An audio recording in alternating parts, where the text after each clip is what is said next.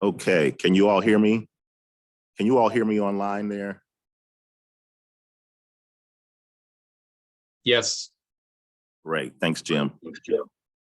We've got about 3 or 4 of us here, and I've got a reverb, or maybe I'll pull this microphone back. We're going to go ahead and get started here today, and we'll do just a quick introduction. Maybe those that are online, I see Jim, I see Bill, and I see Dr. Edwards. Is there anyone else online that I cannot see in the attendees list?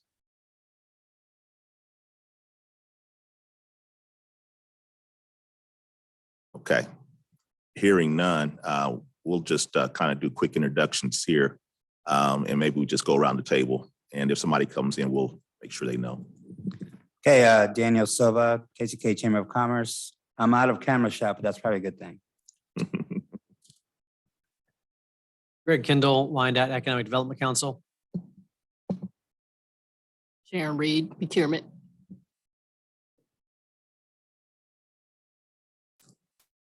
All right, I see Dr. Edwards there. Good afternoon, everyone. Welcome. I see Bill. Good afternoon, everyone. It's Bill Johnson, BPU.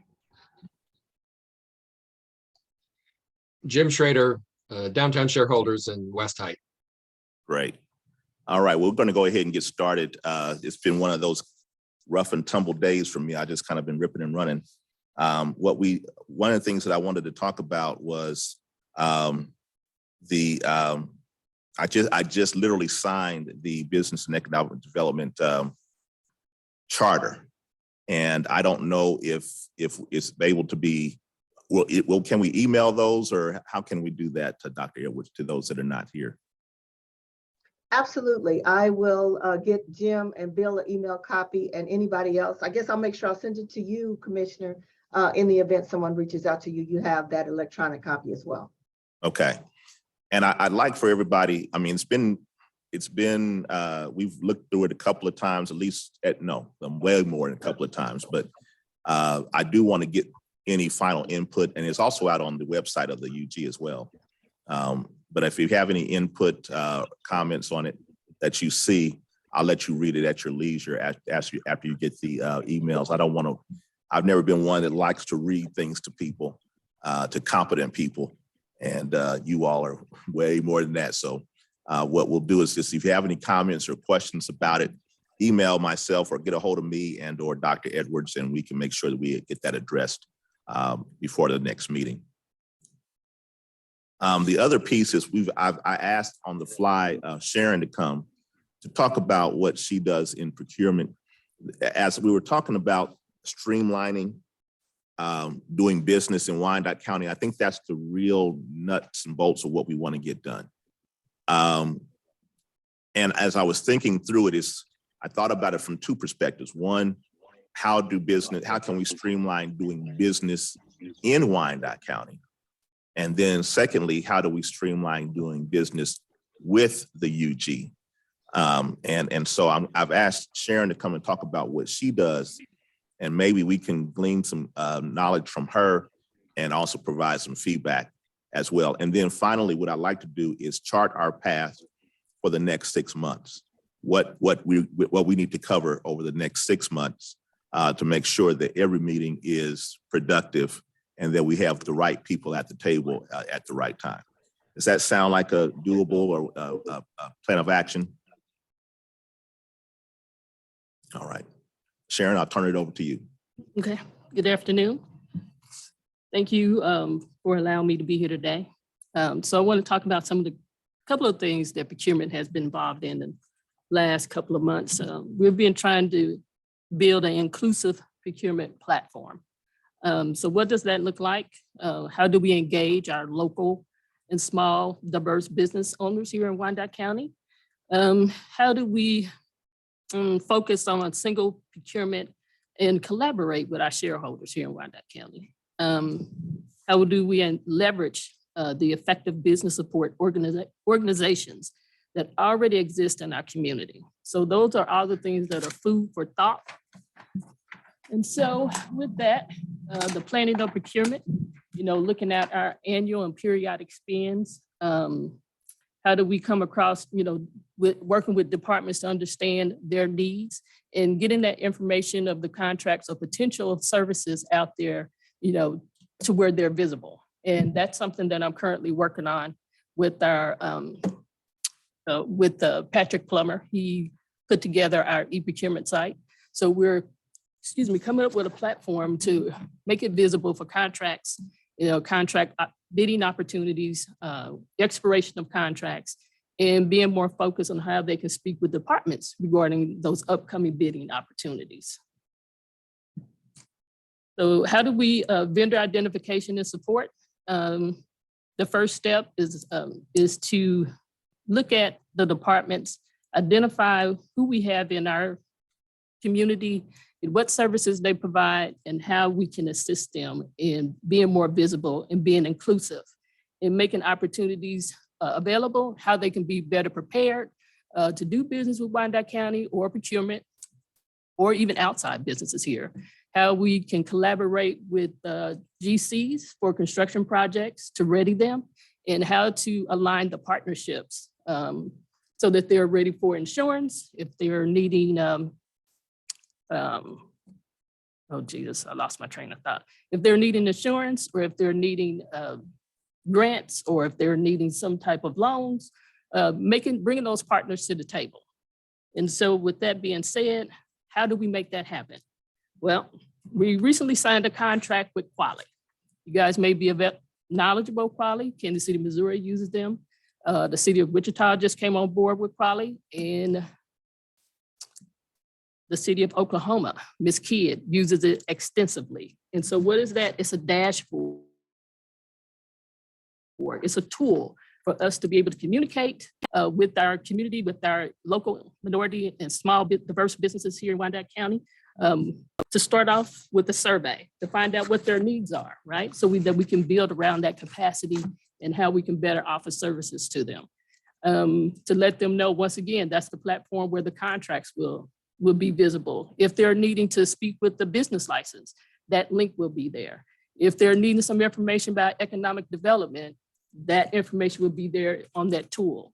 So it would be a way to, even if it's an opportunity for them to get grants, we can load that information in there, we can capture that data, and then we can bring that back and to be able to assess it to see the direction that we're needing to go. That's tool number one. Tool number two is that in order to collaborate and to understand the direction that we need to create for our small businesses here within Wyandotte County, we need to ready ourselves to build this collaboration and to be an inclusive procurement.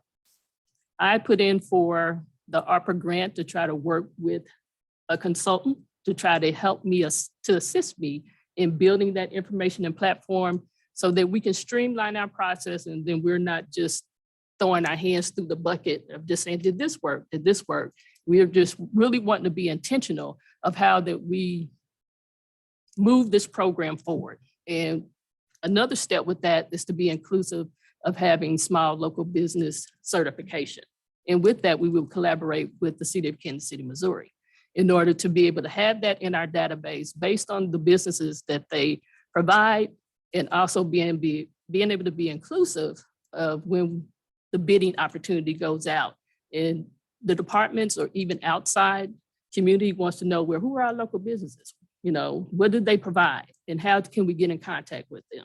I think this kind of all comes full circle as we're moving forward in creating a streamlined process for procurement. What's in the name of the program again is what? Quali, Quality. Can you spell that for me? QWALLY, that's the software. Okay. That's the company, yeah. Sharon, this is Greg. We've worked together on this issue, this LMW issue now for several years. Couple questions, couple thoughts. Okay. On partnering with Kansas City, Missouri to do the certification. Their certification process is very lengthy, and we get a lot of complaints about how difficult the KCMO process is that just if they go through it, then they would automatically be recognized by the unified government? Or would we still be able to go really through the state of Kansas on the certification piece of it? Well, actually, our process is how we go in and we set it up. It's not going to mirror their process. It's just that the stakeholders here would work in the best interest of what's best for our community. So it will not be a long process. It'll be easier to go in there and to review it based on the documentations that are needed. And it should be relatively easy for them to go in and to maneuver that process. Sharon Daniel here. As I understand it, on the KCMO side, they are already working with KCK businesses. Is that Yes, right? Yeah. They do. Okay. More so than they work here within our own Right. organization. Yes. Sharon, another couple questions, and these aren't going to be new questions or new thoughts from prior conversations. And that is one, the policy that the unified government has never been really specifically clear on when we say local, does local mean Wyandotte first, or does that mean regional is okay? That's the first question. Because as you know, we're big advocates that local should mean Wyandotte first, even if it meant that those bids, let's just say we're talking about a UG project, we would advocate that even if a local bid for a UG project was 10% higher than the lowest bid from someplace else in the metro, that we should still take the lowest bid because our taxes are higher, and that money would automatically end up back in the community. Has there been any new conversations about that with the administration? We're heading in that direction. The information that you're speaking to was the outcome from the last disparity study. That's how it was defined within that study. Okay. Also, you're also speaking to kind of like local preference. And right now we don't have local preference. And I don't know if that's going to be somewhere within the horizon, coming up. We are looking to do a disparity study at some point and just trying to see how we're going to move forward with that. But the language, we will be speaking with legal to determine, what actually is local and how do we define that. And then the last question I would have for you, and again, this is not going to be a surprise, that, when we do tax abatement projects, we highly encourage them to commit to local minority women-owned goals that they work with UG to set. But the unified government itself doesn't have any policies around making a commitment to supporting local minority or women-owned businesses, either among their own spend or their own contracts when they do construction. Do you know if those conversations have gone anywhere? Well, And I'm not looking to put you on the No. spot, but we've had these conversations before that we would advocate that UG make a more formal commitment to doing that. well, currently on economic development projects, they do have goals. And we oversee those goals to ensure that they're being met. On public works projects, currently 250,000 over, which that dollar amount came from out of the last disparity study. It does require goals. And we do oversee those projects with goals as well. Thanks. Not a problem. Oh, and I would just say, I thank you for working so closely with us with the Urban Outfitters project, for instance. There was a lot of work done on LMW. Thank you for involving us in any number of conversations around LMW and just making sure we're making outreach to that local minority women-owned businesses here in Wyandotte County. I feel like we've come a long ways in the last 3 years or so. So thank you. No, thank you. We're really big on the collaborations because this is a team effort. It's not just procurement. It's not just the UG. And I tried to impress upon that when we had the last vendor fair, building connections and having everybody there and just trying to understand, what our ecosystem needs and what they're wanting and opening up their line of communication. So this has been a great opportunity and a learning tool for me as well over the years and just working with you and how your organization works as well. Are there any questions for Sharon or from those that are watching online? I see Jennifer, you're online with us You might just introduce yourself real quick. There, I needed to unmute. So sorry about that. I was actually down at Livable Neighborhoods and came running back, and I apologize for being late. So my name is Jennifer Mills, and I am president / chairperson of the West Heights Neighborhood Association, and also a branch manager for an insurance company here in KCK. So that's a little bit about me. Thank you so much. Are there any questions from anybody online for Sharon? Yeah, Commissioner, I do have a question, and it kind of goes back to what we just talked about. And I asked it because it's something that it's a utility. As we look at our procurement processes and local and minority businesses as well, we're looking to try to move to where we're doing more business with local and minority businesses in Wyandotte County. But one of the questions that came up, and I don't have the answer yet, so I've got people working on this. So Sharon, hopefully, I don't know if you have the answer either, but when you look at local and you talk about, is it KCK or is it more regional?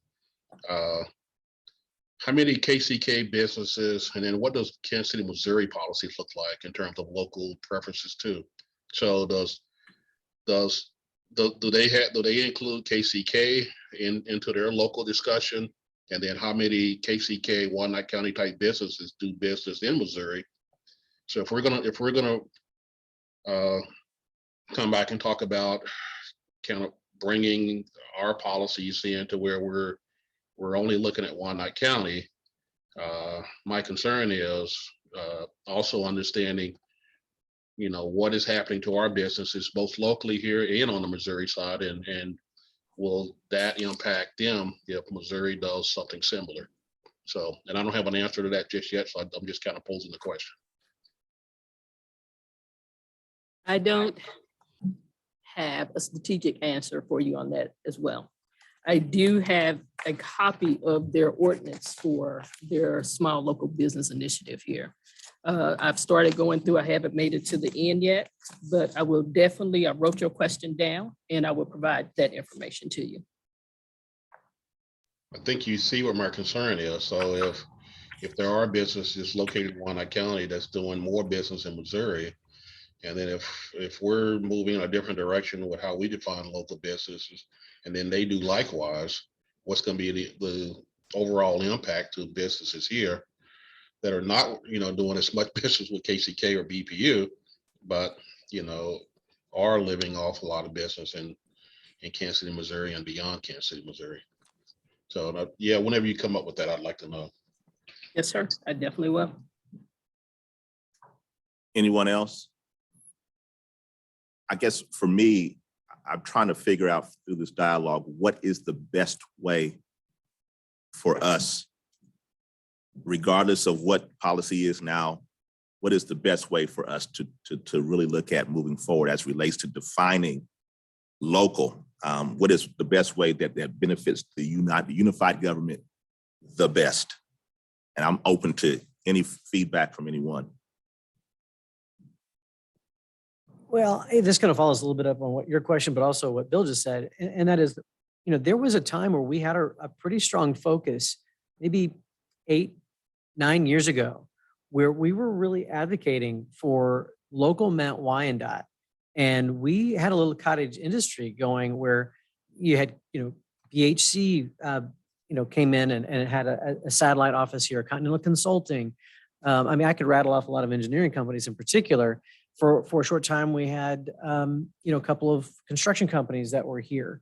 And I think there was a thought, and there still is a thought, that if you're located in Wyandotte County, particularly in KCK, that you ought to at least get an opportunity to bid on projects with, say, BPU or the school district or unified government, and that there should be some value or weighting that says, hey, you are paying local taxes.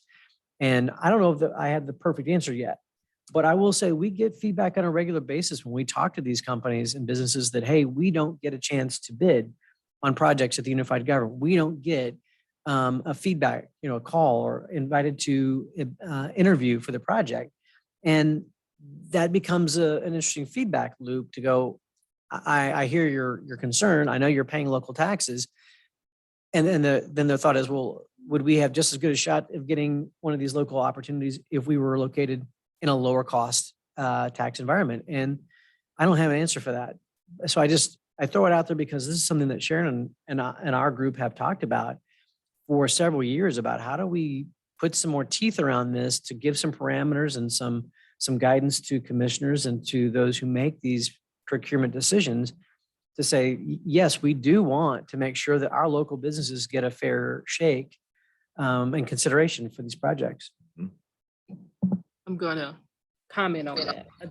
I think one way is that we need to be more intentional about putting the projects that are forthcoming, of putting that information out there, doing that direct outreach to them. It's like, hey, are you aware that this is going to be coming in the next couple of months?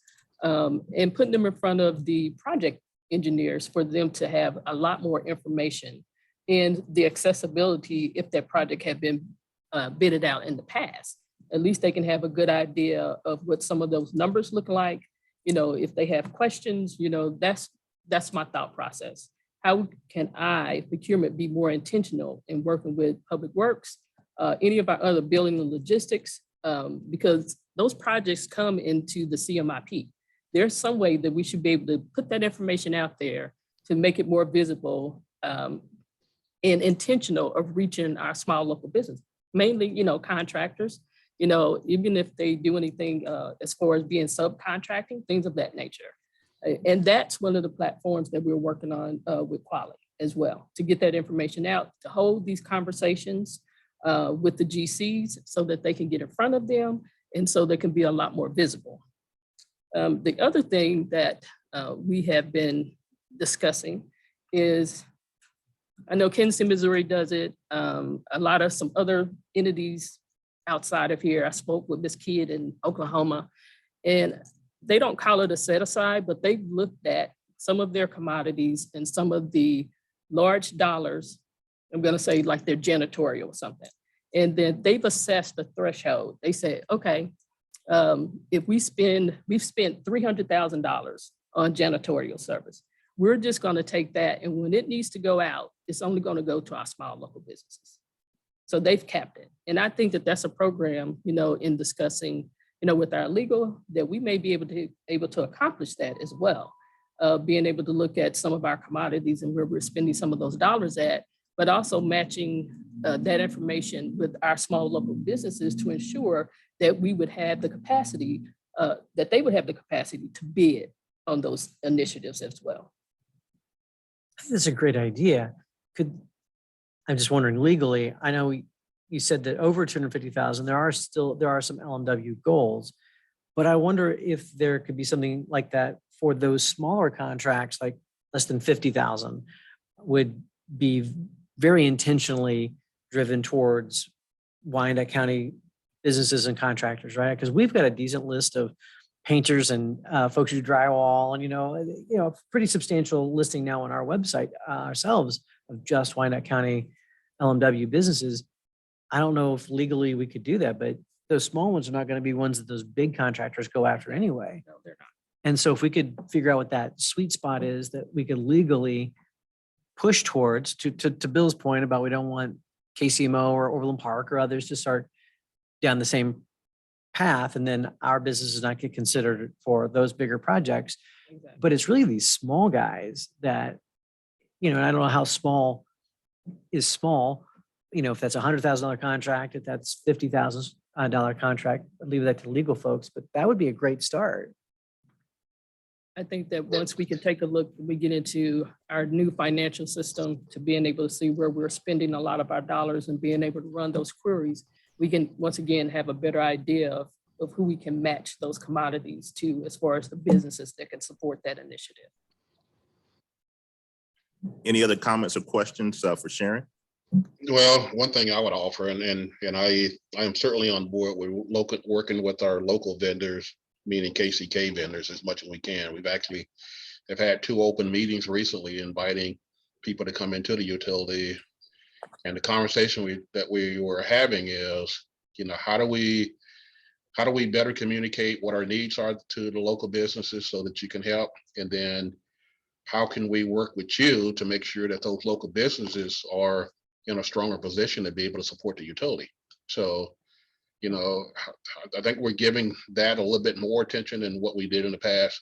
I would say, from a policy standpoint, if you know, if we can have, and I can certainly have our director of purchasing, and we share legals between BP and the UG to take a look at procurement policies of the unified government, procurement policies of BPU, and then bring in other entities too, to see if there's something that we can carve out a little bit different than what we're currently doing.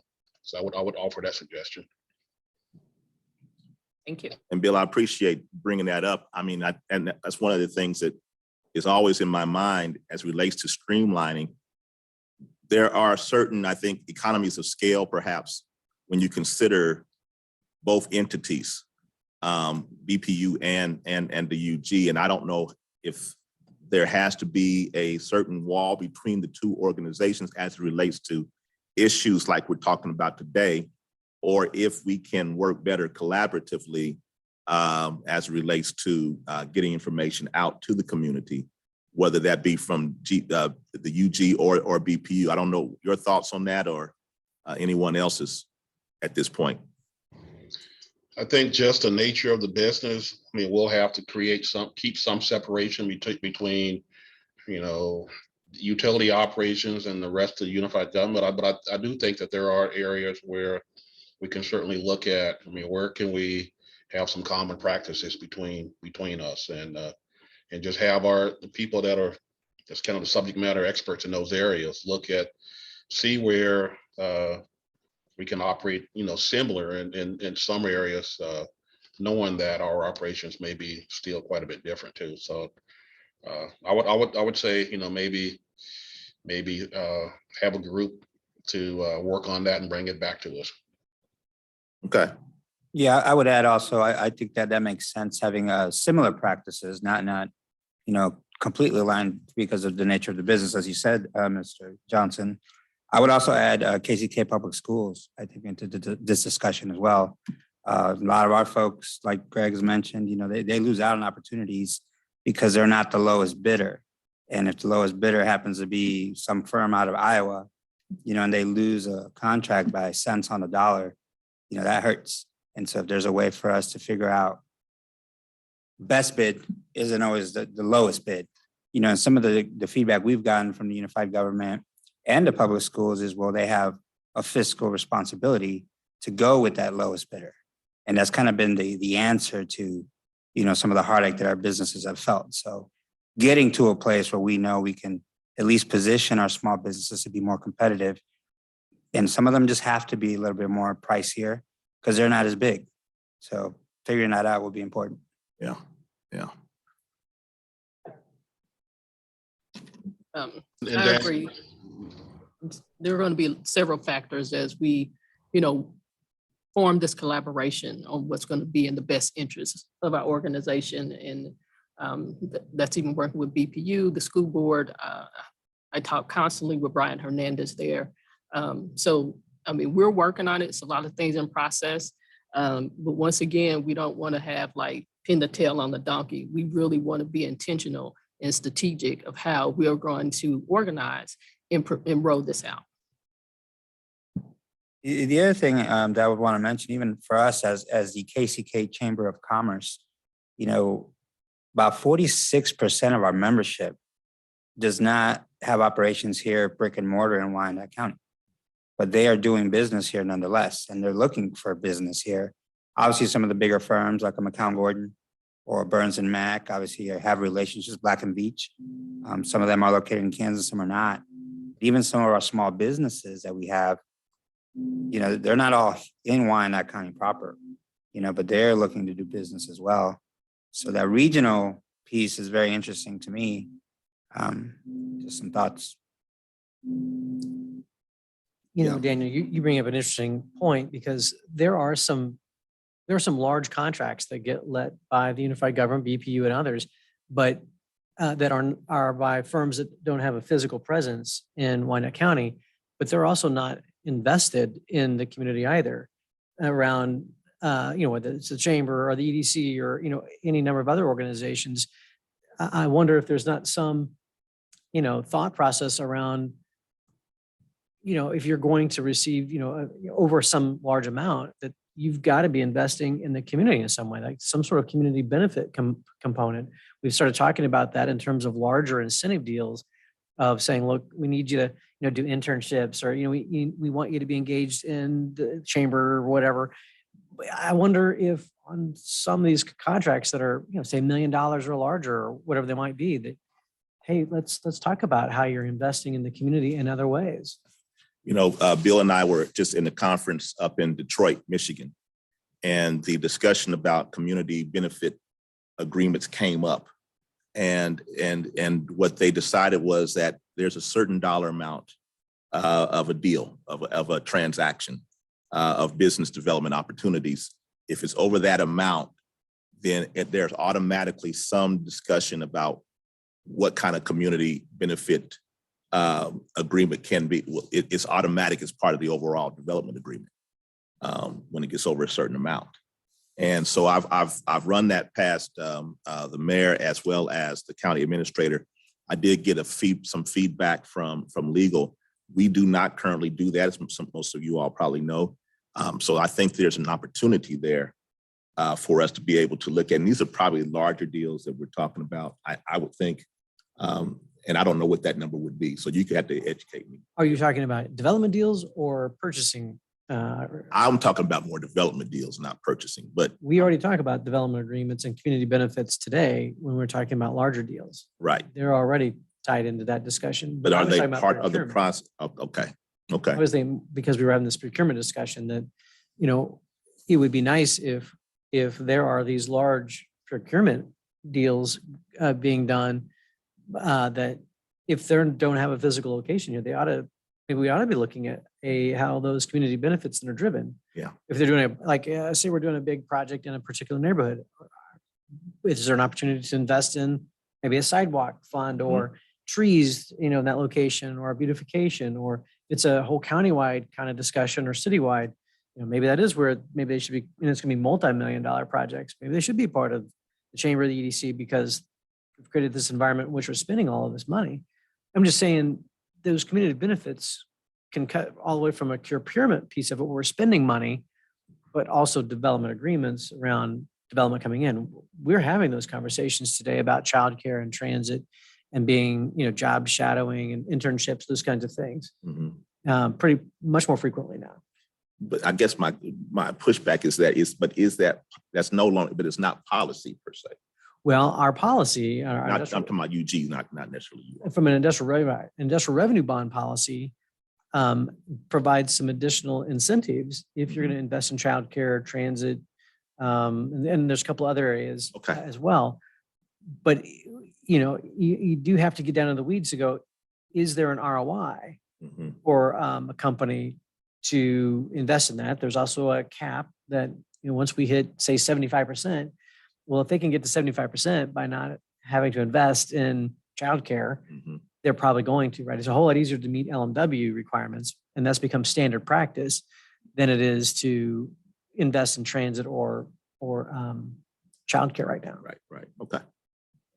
Fair. But we have identified there are ways to do community benefit that are not hugely expensive. That could be, saying you're going to invest in a festival, or you're going to invest a certain amount of volunteer hours at a particular park or whatever, or adopt a park, or that's, again, job shadowing, internships, externships for teachers. Not all of those things are really super expensive, but they're impactful nevertheless. And anything they can do to maybe even contribute to the educational foundation for whatever school district they're going to be in. Some way to say, look, I'm going to invest in the community and not just the standard bearer that, well, I'm paying my property taxes, that should be good enough. That used to work. It doesn't work as well today. Right. Yeah. I will say that the vendor fair Building Connections in 2022, Bring the mic a little bit closer to Sharon. in Building Connections 2022, Payet sponsored that. Right. We have a contract with them out of procurement. They sponsored that. So therefore, and this was the first time that we had food trucks out there. We had never done that before. So that allowed for me to give them a small stipend for them agreeing to provide, come here and provide that service. And also the gentleman who provided the music, the DJ, he was also a local minority vendor. So all of everybody that participated were local vendors here in Wyandotte County. We also did a small initiative when we built the the juvenile center with Newkirk. They did some local internships as well. So little by little, we've done some small initiatives, but nothing to say that they are within contract or anything.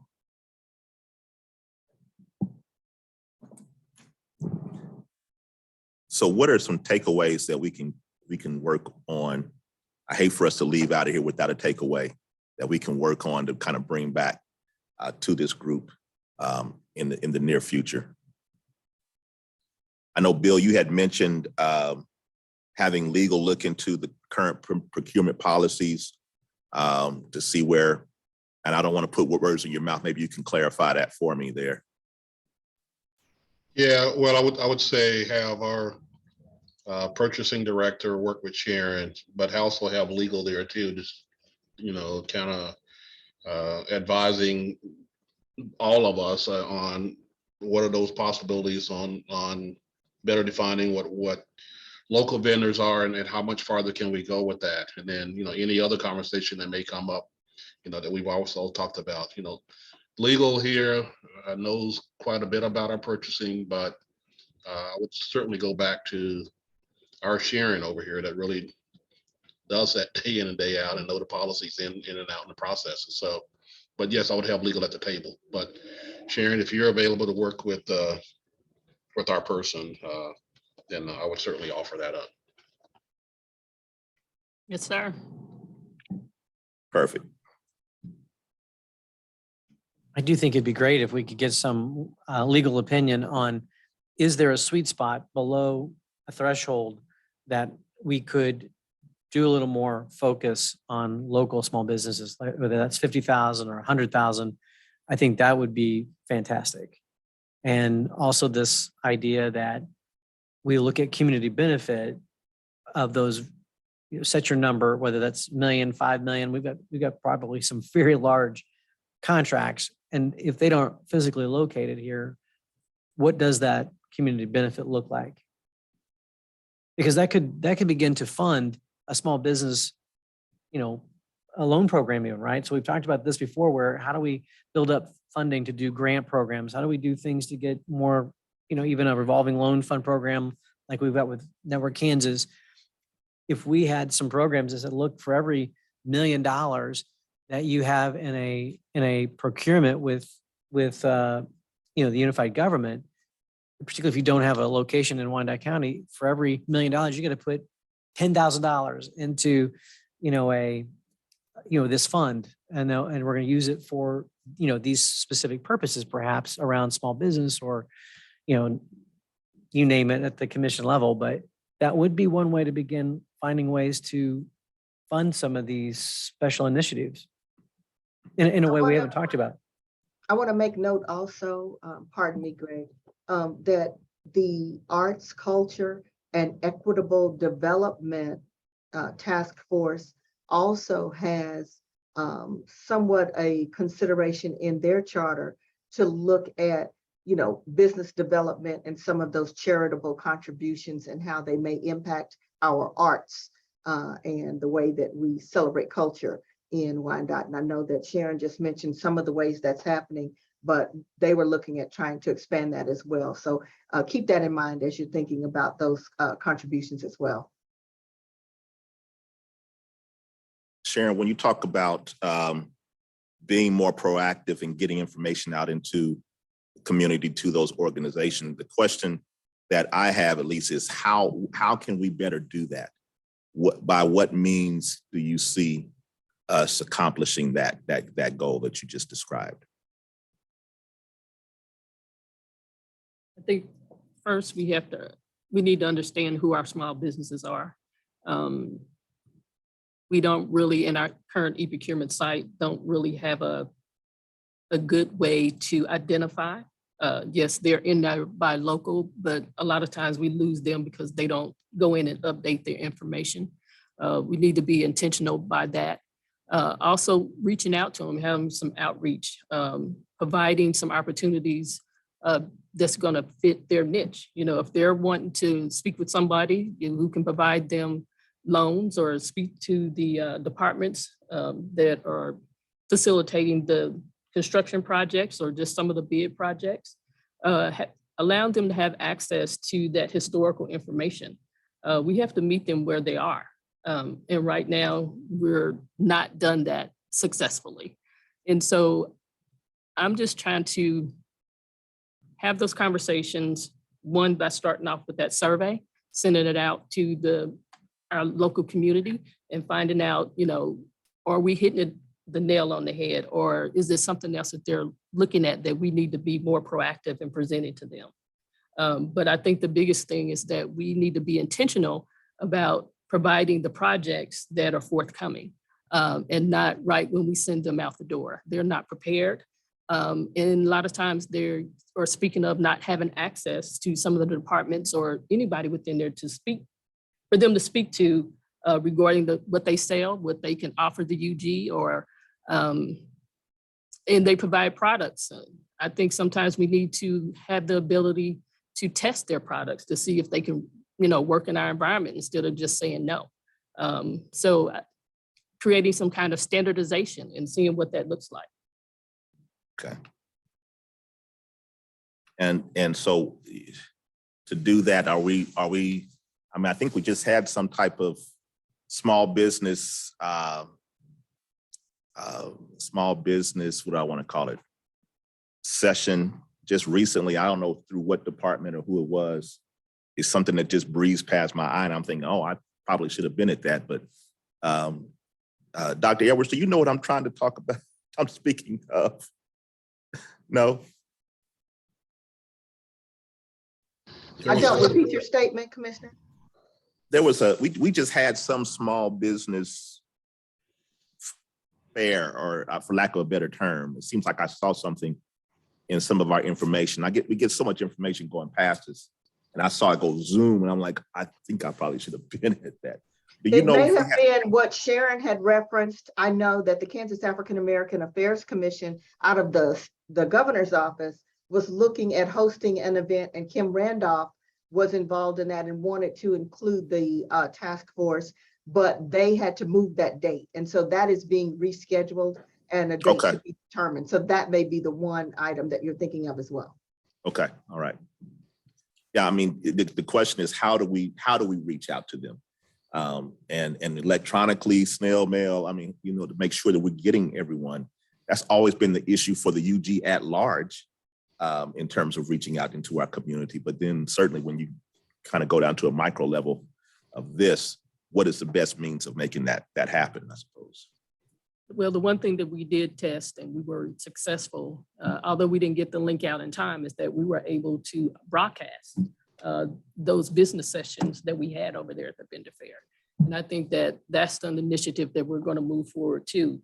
A lot of people work, so we have to try to meet them where they are and tape those sessions. Mm-hmm. So we're going to have some of those sessions where somebody can come in if they're speaking about Net Kansas.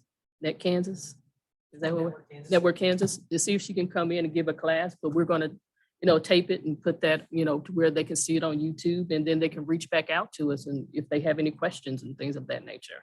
So those are some of the opportunities that we're looking at, you know, moving forward to make it, you know, accessibility and not trying to require people to be someplace at a certain time. Gotcha. Yeah. That's what I'm kind of drilling down to. Jennifer, you're a small business, and I don't know how much this would affect your business, but any thoughts that you might have as a small business or thoughts in general? I think just from the small business side, and again, you know, when you start talking some of the big guys, you know, I mean, it's great. We need those in our community. I think a lot of times the small businesses are we're disconnected. We're left off of the lists. We moved in here. I never hear from anybody. Nobody ever reaches out to us. And I feel that from a lot of small business owners. And so I just think, again, communication is always key. It's always tricky, but I think as much of that as we can do. And I think some of it's just going to take boots on the ground. to actually do that reaching out and to be welcoming to them, and that would be my thoughts on that. I agree. This is Daniel. I agree with that comment 100%. You know, even for us, as much as we try to reach everyone, whether it's via email, social media, I mean, it's hard, you know, and we're a small operation from a chamber standpoint. And we do have sessions on doing business with the BPU or the unified government. But again, do people have time to come to an event? I love the idea of recording these sessions. And so we just got to keep plugging away at it. We have found success when we work through our local business resource groups and work through them to get the word out to the businesses. Because again, you know, not everyone in Wyandotte County is a chamber member, even all the small businesses we have. But I think it's still good for us to get them the information. So I agree. We need to do a better job in sharing, you know, more alignment and communication between our organizations, obviously the EDC as well. We all need to kind of probably align better. No, I definitely agree. And once we can create that database for the small local minority business specifically for them, and then continue to get that information out to where it's like, hey, if you want some information, this is the tool for you to use. Is there a timeline on how long it would take to get that database kind of up and running? Yes. What might that be? We're working on it now. It's a partnership between procurement and economic development. And so we're working through some challenges right now. So, but I don't want to give you a timeline of when it's going to be in place based on the challenges that we have in front of us.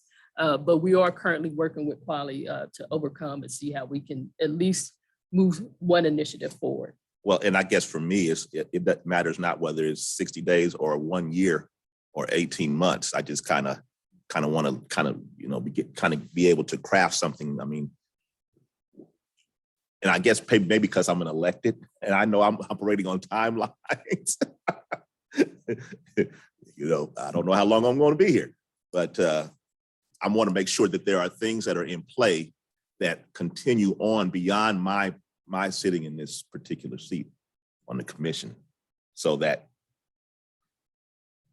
you know, the ball doesn't get dropped, so to speak, from my vantage point. I can definitely ensure, and I want to thank Dr. Edwards for supporting me in this initiative with Quality is that we're looking in the next 6 months, 6 to 12 months in order to try to get this up, at least a small portion of it to where it's visible, or we're getting that communication out. Like, hey, this is visible, take the survey. Or yes, this is here, come in and register, and because it's specifically for our small local. And not only that, but work on the first thing too is to get the certification, the local certification up and in place as well. Sharon, as you know, we've got an LMW component on our new website. If there's any data on ours that you don't have, if there's gaps or somebody, like, we've shared information back and forth quite a bit. So I think we've got pretty good scrubbing between the two organizations. Ours obviously is heavily focused on those who are going to be servicing the development community. Those, you know, would be building something or walls or painting or, you know, kind of contractors in that respect.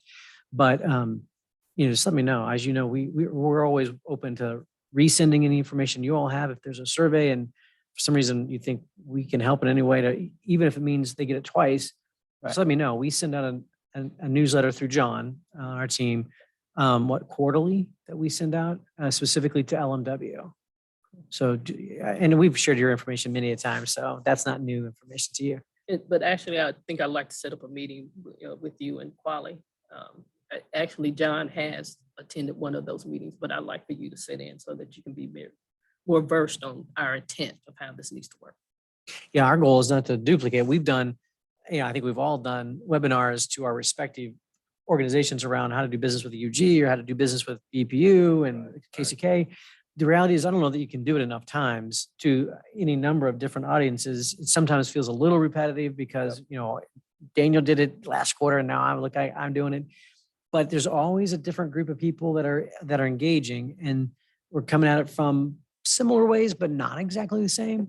And those are things we didn't do 2 years ago, right? I mean, that's, or maybe 3 years ago, right? I mean, there's things that we started doing, Commissioner, that, we didn't do, in a fairly short amount of time ago, that we do much more collaboratively today than we've ever done. I think, I wouldn't say we're necessarily a model necessarily, but we are trying to beef it up. Sure.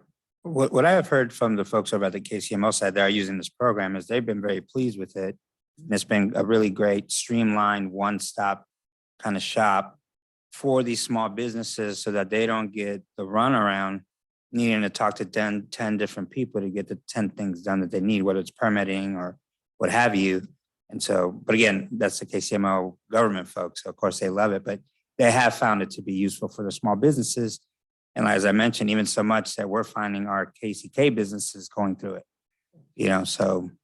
And that's the intent. Yeah, I Streamline think that's our great. process I think and that's Be great. intentional that we are reaching them and that we're listening to their needs as well. Can't say that word streamline enough. I mean, we till it just, in our head, so that, that we finally going to get to that mecca. But we're going to keep on pushing for right now. And in the interest of time, what I'd like to do is kind of talk about what future discussion points we need to talk about over the next 6 months, so that we can make sure that we're being productive. And I put Sharon on the spot. God bless her. Thank you, Sharon, for even being here on such short notice. But we don't want to continue to do that. But you will be in future sessions as a panelist as well as an attendee. So I appreciate it. Thank you. absolutely. I think continuing that community benefit conversation, I think it would be a good direction to move into. And that's very interesting and what can come of that, Not, Yeah, we're not talking every about- large corporation is a chamber member or has a desire to be, right? But if we can figure out a way to incent them or help them see that even some type of contribution automatically can turn around and contribute directly to the community, on top of just the employment piece and what have you. But I think that's interesting. And Greg, you made a good point in talking about, are we talking about this on the EcoDevo side, or are we talking about this on the procurement side? How do you think we should shape that conversation if we were to have that discussion? I mean, I think we've had a decent conversation today about how it might apply to procurement that I think is far enough along that Sharon can certainly keep it alive, and that it now exists. So I think that we've had that discussion. Now it's a question of, could we bring it alive? I think the conversation for this group is probably, how does that work on the development side, when we're bringing projects in or doing an expansion project or those kinds of things? What does that look like that gives consistency and certainty and a certain amount of choice to a project, and balancing that with what's the sweet spot and where does it become a business expense that then challenges us to be able to get projects. Right. There is a business expense to those things. Today, like when we look at, there's another city in Wyandotte County that has a slightly different take on the community benefit discussion than, say, the unified government. And they look at, it's essentially like 2.5% of the annual cost of their property taxes is then kind of what they look at to say, how are we building a community benefit program around that bucket of money? And that then makes it somewhat consistent. It's not a written policy. This is a working policy right now. How do you then take that, say 2.5%? That may only be $25,000 a year. So what does that look like? Are they spending that to be a part of a festival? Are they, part of the, that particular community's chamber? Is it the EDC? Is it adopting a park and they're getting some value for that? And so, now it may not be $25,000 of direct expense, but there's a value to saying we're going to spend X amount of hours of us cleaning up this park, or we're going to put some money into this trail system over here, and that's going to be part of our an example, 25,000. But it doesn't exceed that amount, because then it becomes like, why would I want to get the incentive then? Right. And so that's some of the conversation we're having in a different community. It's slightly different. They're not necessarily as concerned about childcare or transit, some of those things that we look at as a social challenge or barriers to employment itself. Okay. And we always include in that kind of conversation, so how many internships would you be willing to create? that's not a huge cost. It's just a matter of getting it structured. Mhm, You know, are you going to do some job shadowing? Because almost all these senior kids now have mhm. a job shadowing component that's tied to their career interest. Those kinds of things that get them engaged in other parts in that future talent pipeline and getting our kids to stay in our community and take the jobs that we're creating has some benefit too. And the only challenge that I see with that whole discussion is we don't have an economic development director right now. And I don't know if that person would need to be the person that would lead that conversation, or should somebody else that you all, kind of identify. Well, I mean, right now, Patrick Waters is heavily involved in that conversation from the UG side. Mhm. Obviously, it would be nice if we had, a sitting person, but I don't think that should preclude us from at least putting out some recommendations or some thoughts around what that could look like. Okay, Because eventually it ends up being a commission decision. that's correct. If you're going to make it a policy, or we'll continue to do what we're currently doing, which is, hey, these things are very important to us. So if you happen to be sitting in a project meeting just last Friday with the interim county administrator, she would tell you, we spend quite a bit of time talking about how are you going to be engaged in this community. Mhm. We didn't tie it to incentives, but we basically said, look, in order for you to make it through this process, it's going to be super valuable for you to begin thinking about how you can structure something that makes good business sense, but that's also good for the community too. We also talk about when we're talking about community benefits, are you open to those who don't speak English well? A third of our population doesn't speak English well. So are you open to employees that are that may not speak English well? Is it good for that? Are you looking to make a commitment to hiring local? Are you, and we talk about LMW in this discussion as well, but then we also start talking about, if you're wanting women in the workforce, Mhm. then do we need to have a conversation about childcare and what that might look like? Expanding your flexible spending accounts, right? Those FSAs to help bring down the cost of childcare. This has become a much more expansive discussion Mhm. than, meets the eye. Right. Community benefit can mean a lot of things to a lot of different companies based on what's important to them, but also what's It's important. to us. important to us. Yeah. And it isn't as easy as putting it into a policy that says you definitively have to do X. If we can give some choice, Mhm. but some amount of structure that says we want something out of this for your engagement, then I think that allows companies to feel like they have a choice in the matter and be a part of a discussion. Now, we'll say on the backside, the part that drives people like Patrick Waters and others crazy is how do you make sure that it gets done? How do you track it? Right. And what happens if they do Mhm. break that agreement, right? That all can be defined down the line. But I will say that it isn't because we aren't talking about it. It doesn't get a lot of headlines. In fact, it never does Right. get any headlines. These things are happening behind the scenes. Yeah. It's not laid out clearly. What does a community benefit equate to? And how do we assign value to that by the unified government or BPU for that matter? Right. I think that's good. We'll get a hold of Patrick for that. I do also think we need to have one session to get an update on our EcoDevo strategic plan while we still have our interim county administrator. I just want to make sure that this group is at least kept up to breast as to where that is, as we might be transitioning from one person to another, just making sure that discussion point is there.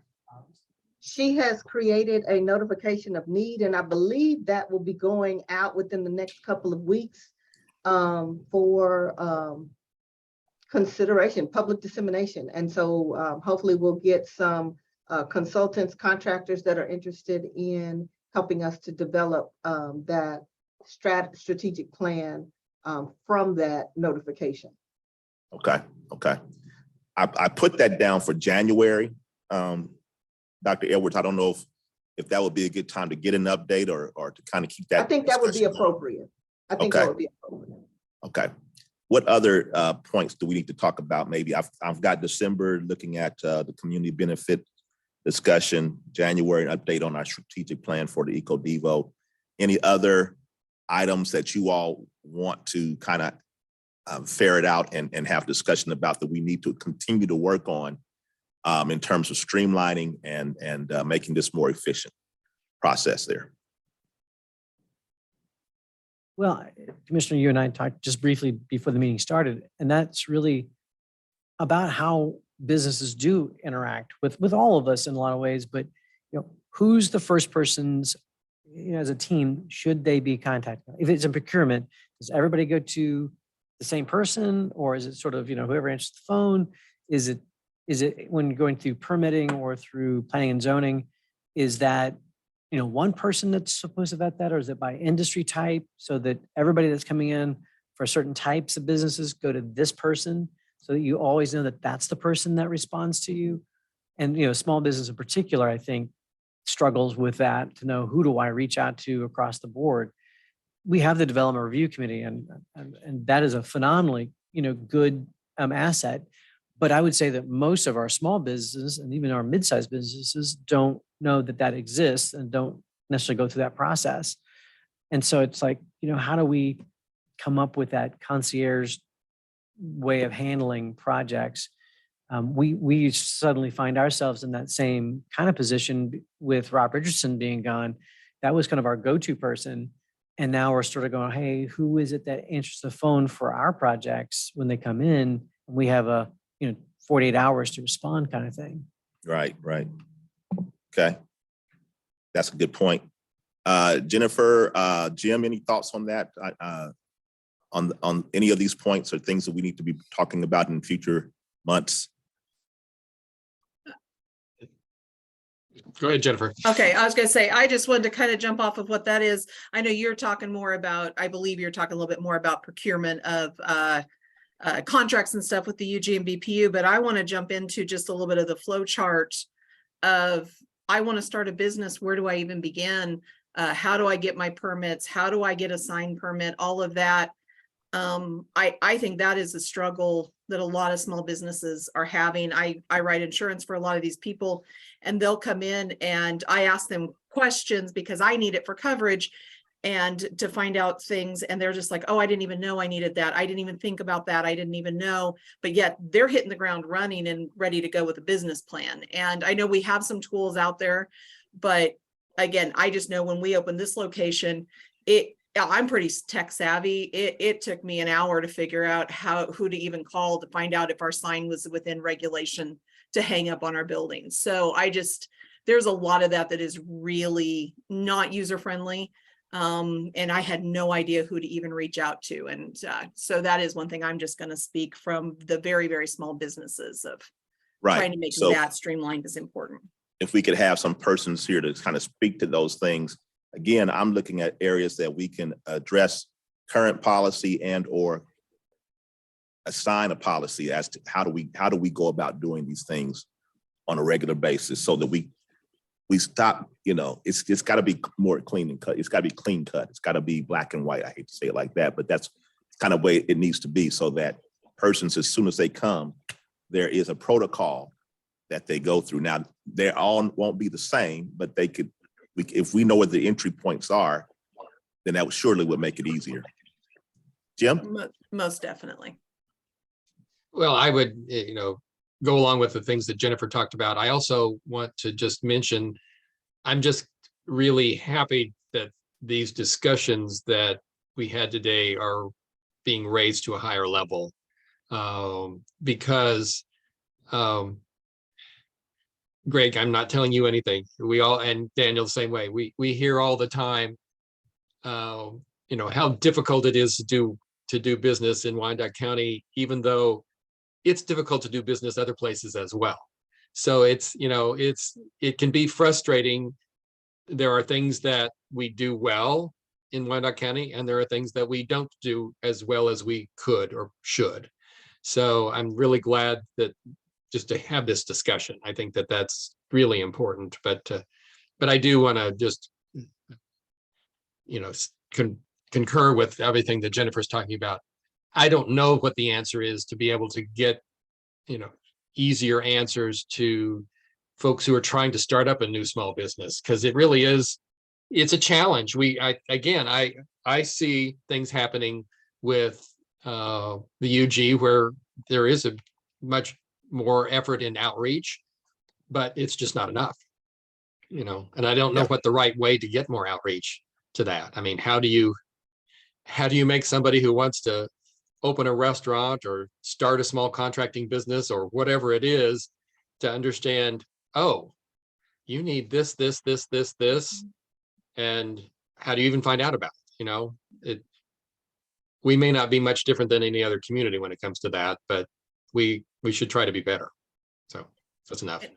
I And the totally only thing I agree. just wanted to piggyback on what Jim just said, it just is definitely listen to the complaints. And I don't know what the process is from the UG side, but if someone's complaining that they can't find the information or whatever, just don't let that end up in a file somewhere, a note on somebody's desk that eventually gets thrown away. Because that's how we find out where those pain points are. Sometimes we have to hold that mirror up to our own faces and determine what that looks like. So that would be the one other thing I would hope we would continue to look at is, again, I'm a positive person. I want to bring all the positives and highlight all the positives, but I definitely want us analyzing what some of those negatives and those pain points are. And you guys are the ones who hear them, because I'm assuming somebody calls and complains somewhere. Oh, And yeah. just encourage them to continue to share those out so we can figure out a way around it. Yeah, we're trying to, I think, kind of point everybody to 311. I don't know how successful that is, but it is something that we've tried to point persons to. And, we do get information, but, it's about all I can speak to at this point with confidence. So. Well, time is up at this time. So I have for the next few months the kind of things we need to be talking about, and we'll be reaching out to see if we can find the proper speakers and how we can continue to work on these things, make sure that we are not just sitting around a table talking. We got to make some things happen. Otherwise, you all's time, my time is not being utilized in its most effective way. So with that, I will say thank you, and we'll meet next month on the first Tuesday at 3:00. Thank you. Thank you. Thank you.